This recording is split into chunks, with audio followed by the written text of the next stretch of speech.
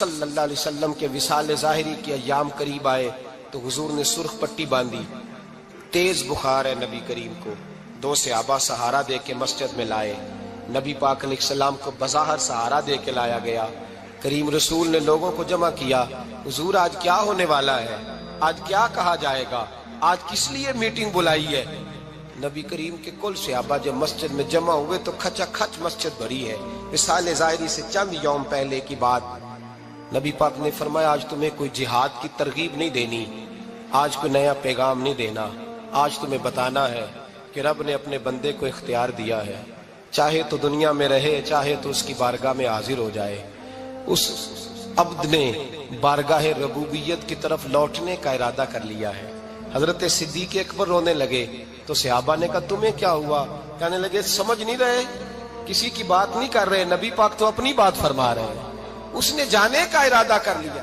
سنیے میرے بھائی، محبوب پاک نے فرمایا بھائی کسی شخص کو میری طرف سے کوئی تکلیف پہنچی ہو تو بدلہ لے سکتا ہے، بدلہ لے سکتا ہے، کسی کو تکلیف پہنچی ہو۔ صحابہ پھوٹ کے رونے لگے، محبوبہ کرم ہی کرم ہوا ہے، رحمت ہی رحمت آئی، آپ کے بارے میں گمان کرنے والا بھی دائرہ ایمان سے نکل جائے گا۔ حضور آپ کیا فرما رہے ہیں؟ فرمایا نہیں بھائی اٹھو۔ پیچھے سے جناب عکاشہ بن محصن اٹھے، ہاتھ کانپتے ہیں، آگے بڑھے، کہنے لگے یا رسول اللہ ایک جنگ کے موقع پر آپ نے درہ مارا تھا، ننگی پیٹھ پر صفیں سیدھی کراتے، بات دل میں رہ گئی ہے، میں نے بدلہ لینا ہے۔ نبی کریم نے فرمایا بلال دوڑ کے جاؤ، فاطمہ کے گھر درہ پڑا ہے، درہ لاؤ۔ سیدنا بلال حبشی کہتے ہیں میں گیا، دستک دی سیدہ طیبہ طاہرہ، حضرت فاطمہ فرمانے لگی بلال کیسے آئے ہو؟ اماں جی وہ درہ چاہیے تھا۔ سیدہ کو تشویش ہوئی، کہنے لگے بلال نہ تو جنگ پہ جانا ہے، نہ جہاد ہے، نہ کوئی ایسا موقع ہے، حضور کی تو طبیعت مبارک بظاہر بڑی علیل ہے، درہ کیا کریں گے؟ حضرت بلال عرض کرنے لگے اماں جی ایک صحابی بدلہ لینے لگے ہیں، صاحب طبقات نے جملے لکھے ہیں، کہتے ہیں بی بی صاحبہ نے درہ بھی دیا اور امام حسن حسین کو بھی باہر نکالا۔ فرمانے لگی عکاشہ سے کہنا 100 درے مارے، ان دو شہزادوں کے جسم پر نبی پاک کے قریب نہ جائے، میں نے 2 بچے پیدا ہی اپنے محبوب پر قربان کرنے کے لیے کیے، ان کو لے جائے۔ حضرت بلال کہتے میں 2 شہزادے لے کے آیا، اور جب دروازے میں میں لے کے پہنچا تو نبی پاک نے دیکھا تو آنکھوں میں آنسو آ گئے، فرمایا ان کو بٹھا دو، مجھے پتا ہے فاطمہ نے کیا کہہ کے بھیجا ہے۔ حضرت سیدنا بلال فرماتے ہیں درہ میں نے جناب عکاشہ کو دیا، حضرت عکاشہ درہ لے کے آگے جو بڑھے تو حضرت ابو بکر صدیق نے ان کے پیروں پہ ہاتھ رکھا، فرمایا عکاشہ میری طرف آ یار، مجھے مار درے، نبی پاک کے قریب نہ جا۔ مصطفیٰ کریم نے فرمایا ابو بکر تو ہٹ جا، اسے آنے دے۔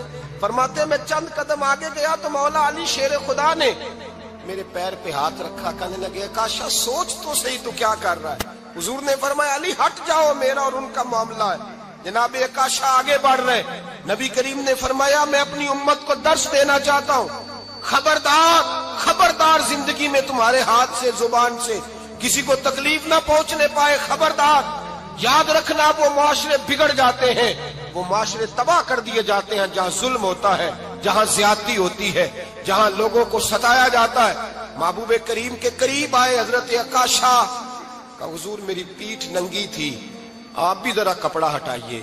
نبی کریم نے پیٹھ سے کپڑا ہٹایا، جناب عکاشہ نے درہ جو اٹھایا تو صحابہ کی چیخیں نکلی، حضرت عکاشہ نے درہ دور پھینکا، حضور کے بطن اطہر سے لپٹ گئے، چومنے لگے، کہنے لگے حضور وہ تو صفیں سیدھی کراتے لگ گیا تھا، آپ نے کہاں مارا تھا؟ یا رسول اللہ میں تو بہانہ بنا رہا تھا کہ جاتی دفعہ مجھے وجود چومنے کا موقع نصیب ہو جائے، مجھے یہ موقع نصیب ہو جائے۔ میرے حبیب نے فرمایا جس نے جنتی دیکھنا ہو میرے عکاشہ کی زیارت کر لے۔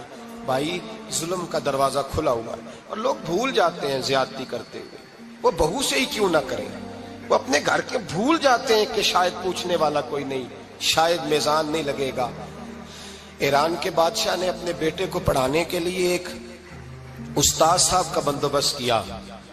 استاد صاحب کو کہا کہ میرے بچے کو دین پڑھائیے، میں چاہتا ہوں کل اس نے عنان حکومت کو سنبھالنا ہے تو یہ دین سے آگاہ ہو جائے، اس کو کچھ سکھائیے پڑھائیے۔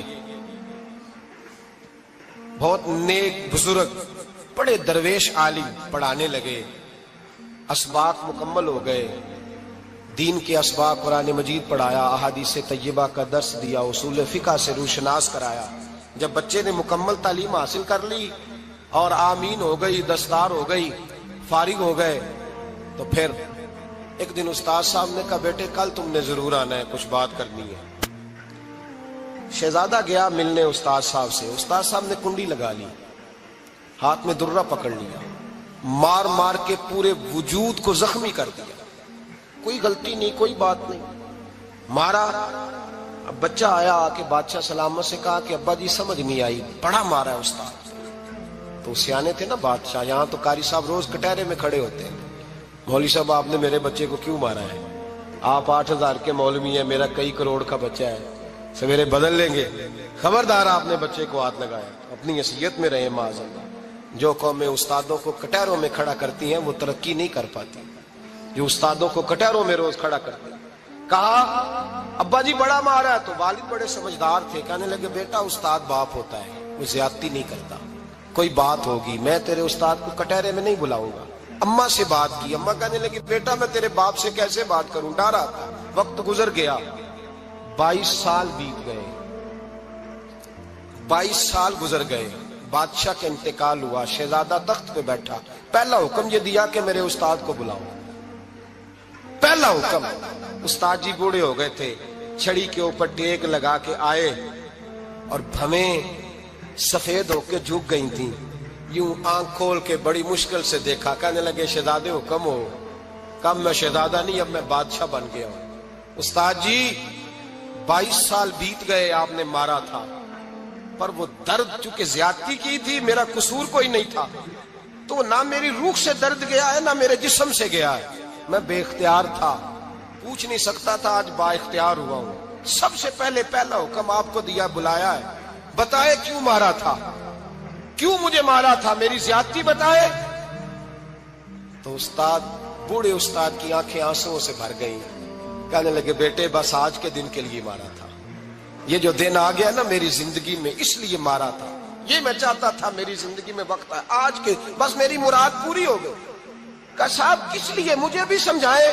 آپ فرمانے لگے کتنی دیر ہو گئی تجھے مار کھائے ہوئے، کتنا زمانہ بیت گیا؟ کہنے لگا 22 سال۔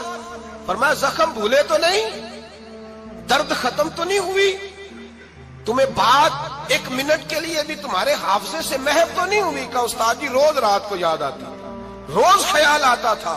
استاد کہنے لگے بھائی تو بے اختیار تھا، پوچھ نہیں سکا، 22 سال تجھے یاد رہا، مجھے پتا تھا تو ایک دن حکمران بنے گا، میں نے تجھے اس لیے مارا تھا کہ بیٹے یاد رکھنا، کسی پہ ظلم نہ کرنا، اگر تجھے 22 سال تک یاد رہا ہے تو جس پر تو ظلم کرے گا اسے بھی قیامت تک یاد رہے گا، اور یہ یاد رکھنا تو آج با اختیار ہوا تو تو نے مجھے بلا لیا ہے، قیامت کے دن غریب با اختیار ہو جائیں گے، مظلوم با اختیار ہو جائیں گے، وہ با اختیار ہوں گے، للہ الواحد القہار، رب کریم کی بارگاہ کے اندر ان کا اختیار ہوگا، اکیلے اللہ کی حکمرانی ہوگی، پھر وہ بلائیں گے بڑے بڑے کج کلاہ، دنیا میں جن کی پگڑیاں اونچی تھیں وہ سر جھکائے کھڑے ہوں گے، دنیا میں جو ڈکٹیٹر بنتے تھے ان کی پشتیں لال ہوں گی، ان کو غدار لکھا جائے گا، قیامت تک نہیں بھولے گا۔ ظلم کرنا تو سوچ سمجھ کے کرنا، اتنا کرنا جتنا تم سہ سکتے ہو، اتنی زیادتی کرنا جتنی قیامت میں تم برداشت کر سکتے ہو۔ میرے نبی کریم صلی اللہ علیہ وسلم نے فرمایا ظلم سے بچو، یہ قیامت کے اندھیروں میں سے ایک اندھیرا ہوگا، زندگی میں زیادتی نہ کریں، اگر تھوڑی دیر کے لیے کوئی چیز برداشت کر جائیں گے تو وہ فائدہ دے جائے گی، کچھ دیر کے لیے اگر سہ جائیں گے تو نفع مل جائے گا، سہنے کی کوشش کریں لیکن زیادتی نہ کریں، نظر کو، سوچ کو، ذہن کو پاک رکھیں، اور میرے بھائی زندگی پوری ظلم سے بچیں، زیادتی سے بچیں۔ امیر المومنین حضرت جناب سیدنا عمر فاروق رضی اللہ تعالیٰ عنہ رات گھر میں تھے تو رونے لگے، بڑی دیر تک روتے رہے، والدہ اٹھی تو صاحبزادے سے کہنے لگی پتہ کرو تمہارے باپ کو کیا مسئلہ ہے۔ شہزادے آئے، کہنے لگے امیر المومنین والد گرامی کیا ہوا؟ تو حضرت عمر فاروق کہنے لگے بیٹا اپنی اماں کو بلاؤ۔ والدہ آ گئی، کیا بات ہے؟ کچھ طبیعت خراب ہے تو حکیم کا بندوبست کیا جائے۔ تو حضرت عمر کہنے لگے کچھ بھی نہیں، آج مسجد سے نکلا ہوں تو نبی پاک کے صحابہ میری تعریفیں کر رہے تھے۔ یہ حضرت فاروق اعظم کے وصال کے قریب کے دن ہے، تعریفیں تو حضرت یہ رونے کی بات ہے کہ خوش ہونے کی؟ آپ فرمانے لگے نہیں، سوچتا ہوں बाहर तो मैं अच्छा रहा हूं, पता नहीं घर में ही कोई ज्यादती ना हो गई हो, पता नहीं तुम्हारे साथ भी मेरे मामला ठीक थे कि नहीं। सहाबा तो तारीफ करते हैं, रो रहा हूं तुम्हारी वजह से ही ना उलझ जाऊं, बीवी ही ना कहे मेरा हक ही अदा नहीं किया। ये लफ्ज कहते कहते पहाड़ है ये शख्स, कैसर किसरा कांपते हैं। हजरत उमर रो पड़े, बीबी से कहने लगे मुझे अल्लाह की रजा के लिए माफ नहीं कर देती, मेरे ऊपर बोझ था उम्मत का, मैं सारी रात मदीने की गलियों में फिरता था, दिन सारा मस्जिद में गुजरता था, मैं तुझे वक्त नहीं दे पाया, माफ नहीं कर देती। तो ज़ौजा कहने लगी नहीं उमर, मैंने भी जिंदगी में अपना कोई सुख चैन नहीं देखा, कोई चाव पूरा नहीं किया, मैं कैसे माफ कर दूं, मैं नहीं माफ करती। हजरत उमर जमीन पे बैठ गए, रोने लगे, कहने लगे चल माफ कर दे। कहने लगी एक वादा करो, कयामत के दिन रब करीम की बारगाह में मेरी सिफारिश करोगे, अल्लाह की बारगाह में अर्ज करोगे कि अल्लाह अच्छी थी, मुझे कपड़े धो के देती थी, रोटी पका के देती थी, मेरी इज्जत की मुहाफिज थी। जनाब उमर कहने लगे तेरे साथ वादा है, रब अपने फजल से उमर को जन्नत देगा तो उमर तुझे जन्नत में साथ लेकर के जाएगा, तेरे साथ वादा है। अरे भाई, जिनके दिलों में एहसास था कि हमसे कोई ज्यादती ना हो जाए किसी जगह, वो तो यहाँ तक मामला करते थे, यहाँ तक उनका ख्याल रहता था। अजीजों, एक तो नजर में हया पैदा करें, वालिदैन की बहुत बड़ी जिम्मेदारी है। लाखों बच्चे मर्जी की शादियां कर रहे हैं, हजारों घर उजड़ रहे हैं, ये वो वाला जहर है जो हर घर में तेजी से फैलता चला जा रहा है। पहले हम कहते थे कि बच्चा बाहर ना निकले, अब कहते हैं अल्लाह कहीं मोबाइल लेके तन्हा ना बैठ जाए, कहीं तन्हा ना बैठ जाए, क्या बनेगा इसका अगर ये गंदगी और ये ऐसा नशा है जो उजाड़ के रख दे।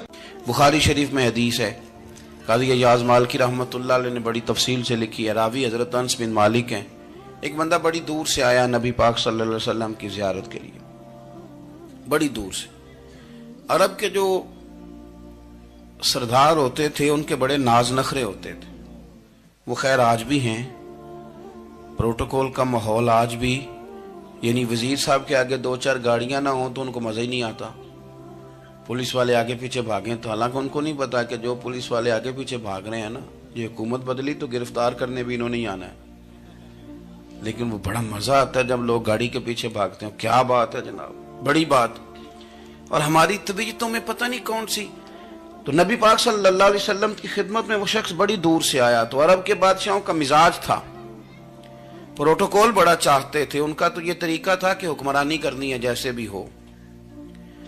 अगर किसी गुलाम ने धूप में बंधा रह गया, ऊंट और छांव में नहीं बांधा तो दुर्रे मारते थे, और अगर उसने खोल के बांध दिया तो फिर भी मारते थे, कहते थे इतना सियाना हो गया तो उन्हें पूछा ही नहीं, खुद ब खुद ही बांध दिया। वो शख्स हुजूर की बारगाह में आया और बहुत सारे लोगों के पास क्योंकि वो जाता था अपने सरबराह का पैगाम लेके, तो वो कांप रहा है जब हुजूर की बारगाह में गया, डर रहा है। अब जरा बात को समझना, नबी पाक सल्लल्लाहु अलैहि वसल्लम ने उससे फरमाया क्यों डरते हो, सादा आदमी है, देहाती है, बद्दू है। अल्लाह के रसूल ने थपकी दी, क्यों डरते हो? तो कहते हुजूर मुझे आदाब नहीं आते और मुझे डर आता है, कोई बात अगर ऐसी हो गई, आप मदीने की हुकूमत के सरबराह हैं, तो कहीं आप नाराज ना हो जाएं। हजरत अनस बिन मालिक फरमाते हैं बात कहाँ की थी, पहुंच कहाँ गई। जब उसने ये कहा ना कि आप तो हुकूमत के सरबराह हैं, कहीं कोई गलती ना मुझसे हो जाए, तो नबी पाक की आंखों में आंसू आ गए, हुजूर रोने लगे और नबी पाक सल्लल्लाहु अलैहि वसल्लम फरमाने लगे ना भाई, तो किसी हुकूमत के सरबराह के पास नहीं आया ना, तू तो उस बेटे के पास आया है जिसकी माँ गोश्त के खुश्क टुकड़े खा के भी गुजारा कर ले। मैं तो एक गरीब माँ का बेटा हूं।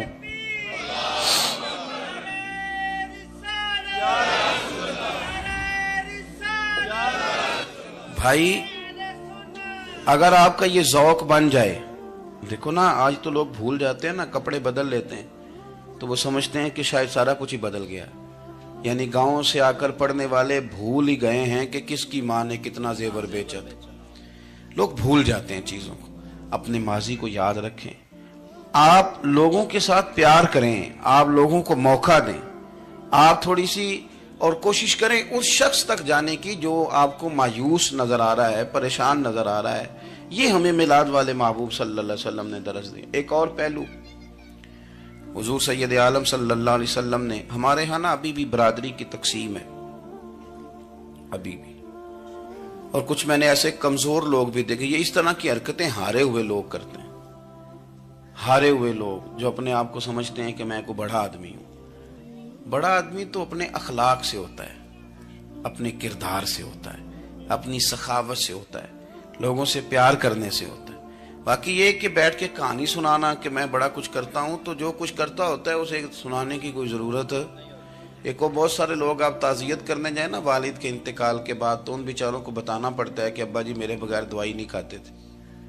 تو میں کہتا ہوں اگر تیرے بغیر نہیں کھاتے تھے پھر بتانے کی ضرورت نہیں, پھر تو سارے گاؤں کو پتا ہوگا کہ تیرے بغیر نہیں کھاتے تھے. اور اگر کوئی دال میں کالا ہے تو پھر تیری وضاحت کوئی بندہ قبول نہیں کرے گا. تو آپ کو بتانا کیوں پڑ رہا ہے, اور آپ بار بار اس بات کا ذکر کیوں کر رہے ہیں کہ ہم بہت بڑے قبیلے کے ہیں؟ صاحب اگر آپ بڑے قبیلے کے ہیں تو پتہ ہوگا سارے علاقے کو آپ کتنا لوگوں کا خیال کرتے ہیں, آپ کس قدر محبت کرتے ہیں, آپ کا انداز کریمانہ کس طرح کا. پھر آپ کو بتانے کی کوئی ضرورت نہیں ہوتی, پھر خود بخود خبر ہوتی ہے. حضرت سیدنا ابو ذر غفاری رضی اللہ تعالیٰ عنہ, قبیلہ بنو غفار ایک بڑی شاخ تھی قبیلوں میں سے. جو لوگ اس زمانے میں مالدار قبیلوں سے تعلق رکھتے تھے ان میں سے ایک بڑا نام تھا. ساری زندگی چودراہٹ کی, لیکن میلاد ایک انقلاب کا نام ہے. میں میلاد منانے والے دوستوں سے گزارش کرتا ہوں کہ آپ ہر سال میلاد منائیں, اور ہر سال میلاد کے بعد آپ تھوڑے بدل بھی جائیں, یعنی تھوڑے سے بدل جائیں. کچھ لوگ کہیں یار یہ داڑھی میں نے نا 12 ربیع الاول والے دن رکھی تھی, یہ میری میلاد والی داڑھی ہے. اور داڑھی رکھیں بھی نبی پاک کی مرضی کی. کس کی مرضی کی؟ نہ ناراض ہو جائے جی میں ٹور چلا بس. کس مرضی کی جی؟ اپنی مرضی کے نہیں.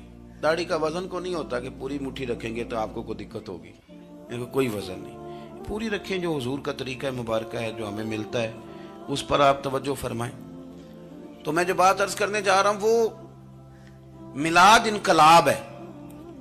حضور سید عالم صلی اللہ علیہ وسلم کی بارگاہ میں آنے سے پہلے لوگ کچھ اور ہوتے تھے, اور یہاں سے ہو کے جاتے تھے تو پھر ان میں تبدیلی آتی تھی. میں سارا دن کرامتیں سناؤں نا کسی کو اپنے پیر صاحب کی, اور اپنے گھر میں بھی کہ میرے حضرت بڑے, میرے استاد بڑے, لیکن بیوی کے ساتھ اگر میں ترش لہجے میں بات کروں گا تو وہ کہے گی یہ سکھاندے نے تینوں پیر صاحب. دوست کہیں گے یہ سکھاتے ہیں آپ. تو آپ کی کہانیاں نہیں چلتی, آپ کا کردار چلتا ہے. حضرت ابو ذر غفاری رضی اللہ تعالیٰ عنہ فرماتے ہیں چونکہ میں چودھری تھا, سیدنا بلال حبشی رضی اللہ تعالیٰ عنہ کے پاس میں بیٹھا تھا. کسی بات میں بات آگے بڑھی اور بڑھتے بڑھتے بات شکرنجی تک چلی گئی. رائے کے اختلاف نے باتوں میں تلخی پیدا کر دی, اور جب تھوڑے لفظ اور تیز ہوئے تو میں نے انہیں کہہ دیا چپ کر, تو ابشن کا بیٹا ہے. کس کے بیٹے تھے حضرت بلال؟ کہتے ہیں جب انہوں نے مجھے کہا تو میرا دل بڑا ٹوٹا, لیکن میں نے ارادہ کیا کہ میں نے حضور کی بارگاہ میں نہیں عرض کرنی. اب ہر بات کی ہم حضور کی بارگاہ میں شکایت کریں. لیکن میں جا کے مسجد میں بیٹھا, اور جب سرکار آئے نا, ارادہ نہیں تھا کہ عرض کروں گا, لیکن حضور کا چہرہ دیکھا تو دکھ میرا خود ہی تازہ ہو گیا. رونے کا بھی تو تب ہی مزہ آتا ہے نا کوئی اپنا ملے تو. فرماتے ہیں کہ میرے آنسو نا بغیر اختیار کے چھلک پڑے, اور میں کھل کے روئے, کھل کے. قربان جاؤں محبوب کے بھی حضور نے پاس نہیں بلایا, بلکہ نبی پاک اٹھ کے خود میرے پاس آئے اور مجھے کندھوں سے پکڑ کے سینے سے لگایا.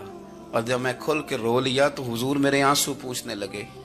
کچھ شعر ایسے ہوتے ہیں جو کسی نے کہے ہوتے ہیں, اور کہنے والا جو ہوتا ہے وہ صاحب حال ہوتا ہے, تو اس میں کچھ خوبصورتی زیادہ ہی ہو جاتی ہے. ایک پنجابی کے شاعر ہمارے گجرات میں گزرے, بزرگ تھے, ان کا ایک شعر ہے, وہ کہتے ہیں ایک واری میری آنکھیاں چوں اونا نے اتھرو پونجے سن. ایک واری میری آنکھیاں چوں اونا نے اتھرو پونجے سن, ہن تے چسکا پہ گیا رونے دا.